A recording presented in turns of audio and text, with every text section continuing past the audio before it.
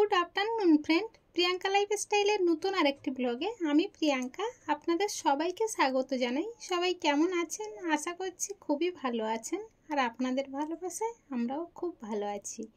আজকের এখন ওই বিকাল 4:30 মতো বাজে, আর এখন থেকেই ব্লগটা শুরু করছি। তবে পুরো ব্লগটা প্লিজ স্কিপ না করে দেখবেন, আশা করছি খুবই ভালো লাগবে। আমাদের ট্রেনের তো টিকিট কাটা হয়ে গিয়েছে, সেটা তো আপনারা জানেন। তবে ট্রেনের টিকিটের তারিখ অনুযায়ী এখনও 2 দিন বাকি আছে ট্রেনে উঠতে। তাই ভাবলাম সবসময় ঘরে বসে থেকে তো আর ভালো লাগছে না। তাই তৃষ্ণা বারবার বলছিল চলো মা পার্কে থেকে ঘুরে আসি। মানে ওই পার্কটা তৃষ্ণার কাছে খুবই প্রিয়। তৃষ্ণা ব্যাঙ্গালোরে যতবার আসে ততবার ওই পার্কে ঘুরতে যেতে চায়। চলুন তাহলে তৃষ্ণাকেও আজকের পার্কে ঘুরাবো, আর আপনাদেরকেও সাথে নেব। আমরা বাইরে বেড়াতেই বন্দে ভারত ট্রেনটা চোখে পড়লো, ভাবলাম আপনাদেরকেও সঙ্গে নেই। ট্রেনটা কি দুরন্ত গতিতে ছুটে বেড়াচ্ছে দেখুন। এই বন্দে ভারত ট্রেনের আবার নতুন করে একটা আপডেট হয়েছে, সেটা আবার একটু কমলা কালারের। তবে একদিন একটুখানি দেখতে পেয়েছিলাম, পরে আর আমার চোখে পড়েনি, ওই জন্য আর আপনাদেরকে দেখাতে পারলাম না। এখন আমরা মেট্রো স্টেশনে পৌঁছিয়ে গিয়েছি, আর এখানে মেট্রো আসলে তো আপনারা জানেন নিয়মটা কি। প্রথমে পুরো গাড়িটা সব পরিষ্কার হবে, তারপরে যাত্রী উঠতে পারবে। আর আমার তৃষ্ণার অবস্থা দেখুন, একা একা কোথায় গিয়ে বসেছে। ও যখন ব্যাঙ্গালোরে আসে তখন এখানকার মেট্রো, ট্রেন, চলন্ত সিঁড়ি, লিফট, ডাক্তার দেখাতে গেলে সেখানেও যেন সব কিছু ওর চেনা, কোনো কিছুতেও ভয় পায় না। আর মেট্রোটা না ভীষণ সুন্দর। এখানকার মেট্রোর এক প্রান্তে দাঁড়িয়ে আপনি আর এক প্রান্ত পর্যন্ত দেখতে পাবেন। ওই দেখুন দূরে কত সুন্দর লাগছে, যেন কত একটা সুড়ঙ্গ মতো হয়ে গিয়েছে, আবার আস্তে আস্তে সাপের মতো বেঁকে যাচ্ছে। কি অপূর্ব লাগছে তাই না? খুব সুন্দর লাগে আমার এখানকার মেট্রোগুলো। আর কি পরিষ্কার পরিচ্ছন্ন, দেখলেই যেন চোখ ফেরানো যায় না। এখন তো মেট্রো থেকে নেমে গিয়েছি, আর এই স্টেশনটার নাম হলো কাঠগুড়ি ট্রি পার্ক। মানে এই পার্কের নাম অনুযায়ী স্টেশনটার নাম দিয়েছে। আর এই মেট্রো স্টেশনের ভিতরে একটা অপূর্ব জিনিস দেখলাম, এটা কি আমিও বলতে পারছিলাম না। তৃষ্ণা বারে বারে জিজ্ঞাসা করছিল, ওর বাবাও বলতে পারছিল না। আমি ভাবছিলাম হয়তো এটা লাইট সিস্টেমের কিছু হবে নাকি, কিছুই বুঝতে পারছিলাম না। তবে তৃষ্ণাকে আর কথার উত্তরটা দিতে পারলাম না। তবে যদি আপনারা জানেন এটা কি, তবে অবশ্যই আমাকে একটু কমেন্টে জানাবেন, তাহলে তৃষ্ণাকে আমি বুঝিয়ে বলতে পারবো। এখানকার মেট্রো স্টেশনের আর একটা নতুন বৈশিষ্ট্য দেখুন, টিকিটটা ফেললেই কত ভাড়া আপনার নিয়েছে সেটা আপনি স্ক্রিনে দেখতে পাবেন। তো সব মিলিয়ে খুব সুন্দর একটা পরিবেশ। চলুন, এখন মেট্রো স্টেশন থেকে বের হয়ে গিয়েছি, এখন একটু ফুটপাথ দিয়ে হাঁটতে হাঁটতে এগিয়ে যাব। আর ওই যে রাস্তার পাশে দেখুন রেলিং দেওয়া রয়েছে, আর রেলিংয়ের গায়ে বিভিন্ন ধরনের পশু পাখির ছবি দেওয়া রয়েছে, ওটাই হলো পার্ক। আর এখন গল্প করতে করতে চলে এসেছি পার্কের মধ্যে। পার্কের মধ্যে আসা মাত্রই প্রচণ্ড জোরে বৃষ্টি এসেছিল, তাই আর পার্কের ভিতরে যাইনি। ওই গেটের সামনে একটা ছাতলা মতো করা ছিল, ওখানে দাঁড়িয়েছিলাম। আর বৃষ্টি পড়া সত্ত্বেও এইসব ছেলেমেয়েগুলো দৌড়াচ্ছিল, আমরা আর যাইনি।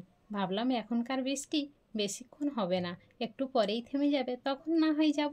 ভিজে গেলে তো তখন শরীরটা অসুস্থ হয়ে যাবে।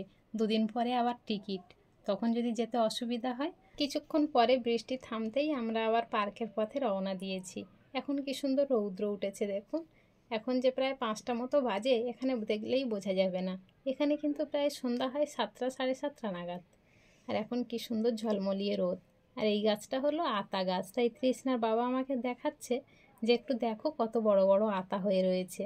তো দাঁড়ান, ক্যামেরার মধ্যে তো ধরা পড়ছে না, পাতার মধ্যে রয়েছে, একটু ভালো করে দেখাচ্ছি। এই দেখুন, দুটো বড় বড় আতা পাতার মধ্যে লুকিয়ে রয়েছে।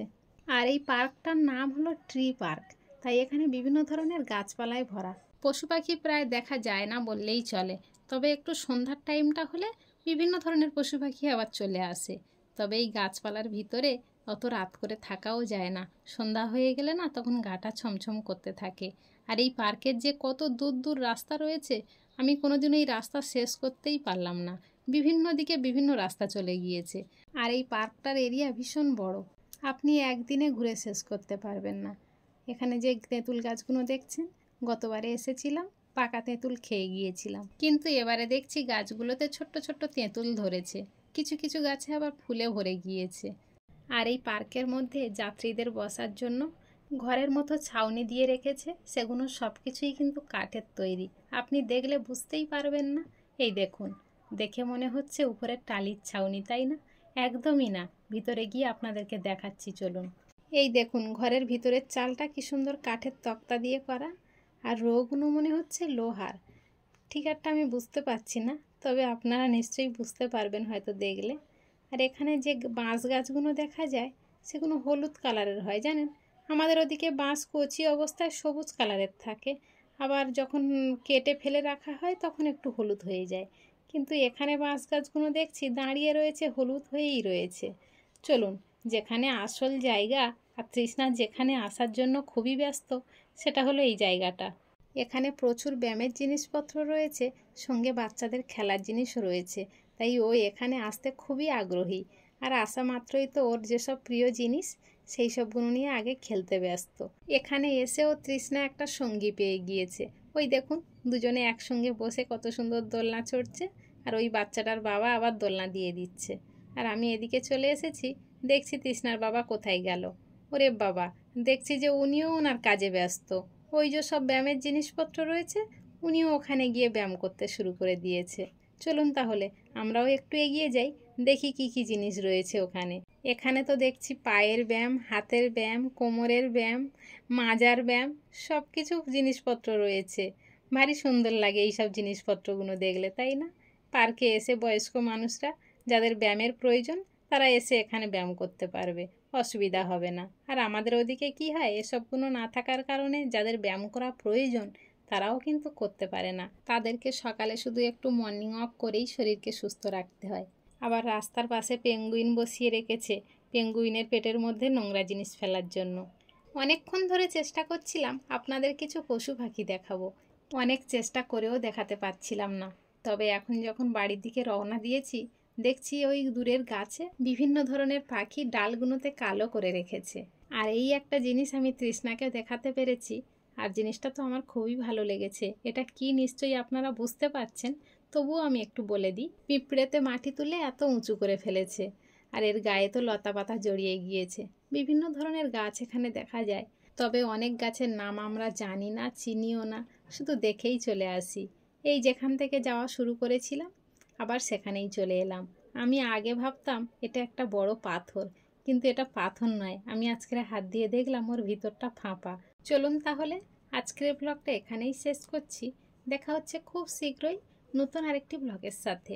ততক্ষণ পর্যন্ত সবাই ভালো থাকবেন, সুস্থ থাকবেন, সাবধানে থাকবেন। আর ব্লগটা কেমন হলো অবশ্যই কমেন্টে জানাবেন।